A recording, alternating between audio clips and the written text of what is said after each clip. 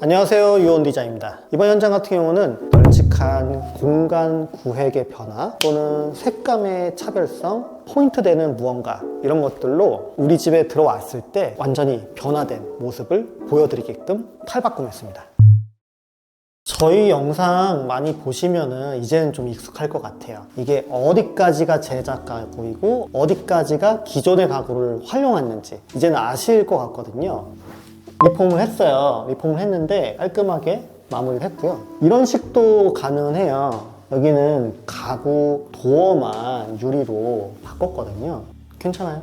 그래서 이런 그 필름들은 어느 정도 통일성을 좀 가져가거든요. 색깔을 많이 쓰진 않고 흰색과 우드의 그레이 정도 하면은 적절한 것 같아요. 이런 그레이를 현관과 그 다음에 메인 공용부에 적절하게 배치를 해봤거든요. 그러면 오고 나갈 때마다 같은 톤 앤 매너를 느낄 수 있습니다. 중문은 사실 꽤 많은 고객님들이 하고 계시는데 사실은 슬라이딩이 조금 이쁘게 잘 나오긴 하거든요, 솔직히. 근데 슬라이딩이 안 나오는 구조가 있어요. 밀고 나가는데 조금 불편할 수도 있어서 과감하게 중문은 안 했습니다.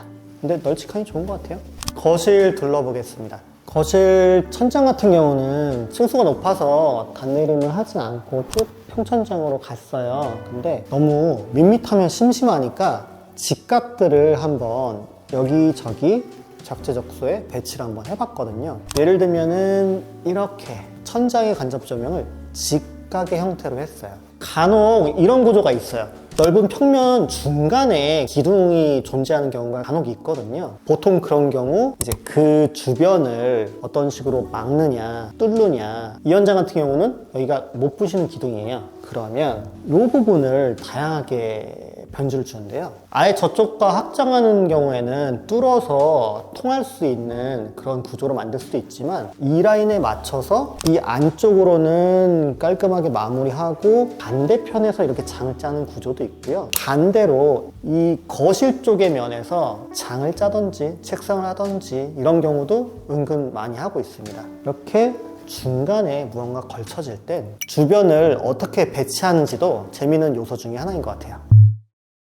이 집의 제일 큰 변화예요. 보통 타워형에 많이 있는데 거실과 주방이 하나로 통해 있는 이런 구조의 경우 되게 다양한 주방 레이아웃의 변주가 가능하거든요. 원래는 이쪽이 그냥 막혀 있는 경우도 있고 그냥 뻥 뚫려 있는 경우도 있고 한데 이번에는 과감하게 공간을 분리를 해봤어요. 보통은 대면형 주방으로 주방과 거실이 하나의 공간으로 엮이게끔 하는 거를 솔직히 좀 많이 선호하시는 것 같은 경향이에요. 근데 반대로 주방을 좀 분리하고자 하는 욕구도 존재하거든요. 그래서 이런 경우 공간 분리를 확실하게 해봤습니다. 이렇게 되면 장점은 이 넓은 공간이 다 거실로 편입되는 거예요. 벽 쪽을 활용을 할 수가 있게 되니까 이 안쪽을 보다 더 다양하게 가구 배치를 바꿔볼 수 있어요. 공간이 그냥 쭉 가면 좀 심심하거든요. 그래서 한 포인트 정도는 무언가 우리 집에 독특한 매력이 하나 있으면 좋아요. 그래서 이런 구조는 노출되니까 아예 그냥 좀 자랑하고 싶은 이런 것들 너무 좋은 것 같아요. 상장이라든지 비싼 주류라든지 이런 것들.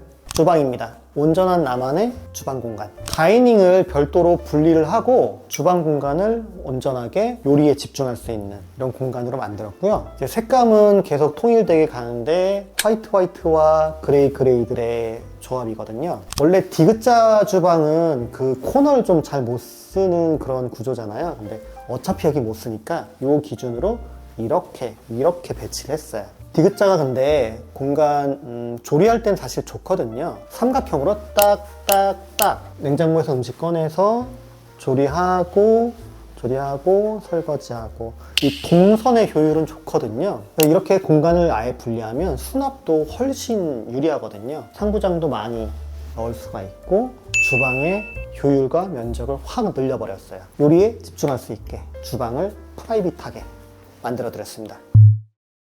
안방 둘러보고 있습니다. 보통 붙박이장 거의 하시는데 겉에서 봤을 때는 좀 대동소이한 것 같아요. 다만 이런 소소한 재미들을 넣거든요. 예를 들면 푸시가 편하신 분들, 손잡이가 편하신 분들, 아니면 이런 식으로 손잡이를 안쪽으로 이렇게 파는 경우 이렇게 좀 변주를 주고 있고 리폼했거든요. 아닌 것 같아요.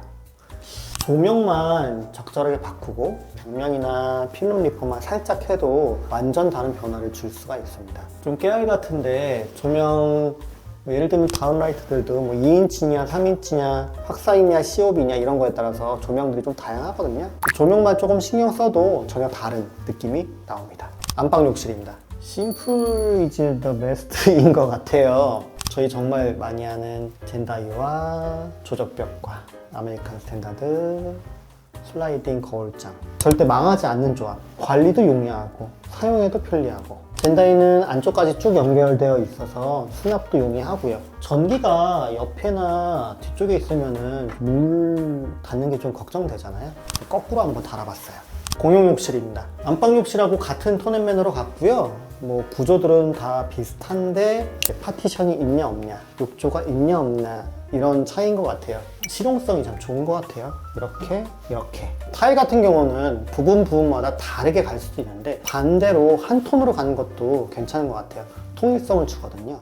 현관, 욕실, 기타 타일들을 같은 톤으로 쭉 매칭을 했습니다.